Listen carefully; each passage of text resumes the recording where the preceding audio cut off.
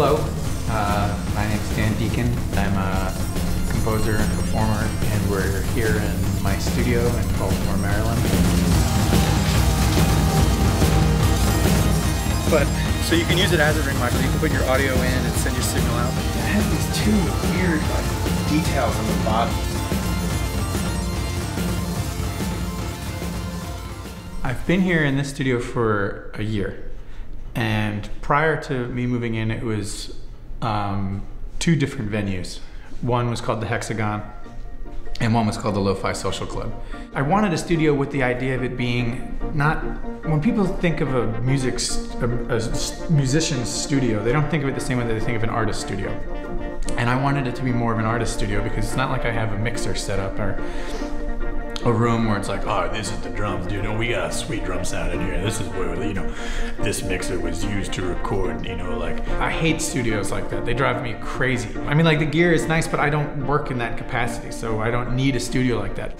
Gross Cat. And Gross Cat is a cat that we got in New Zealand in a, like, thrift store kind of shop there. It was in much better shape when we bought it. But it sort of became like our tour mascot. And he's a real weird dude.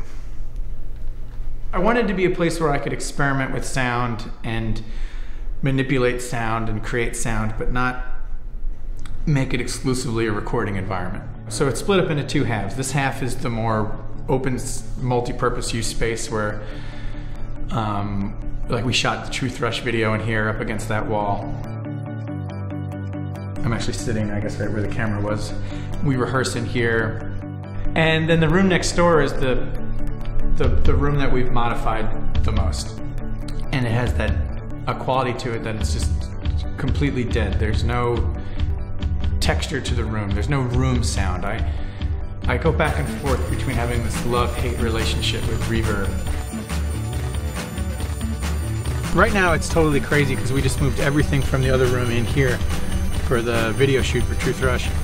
So as you can tell, it's kind of a chaos zone right now, but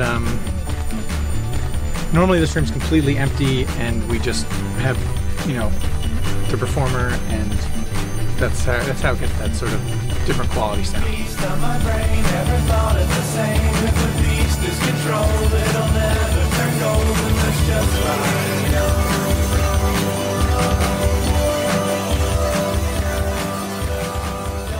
I don't really play piano, but I got it used from someone in Pittsburgh, and I bought it because it's a disclavier, which means it's a MIDI controllable player piano.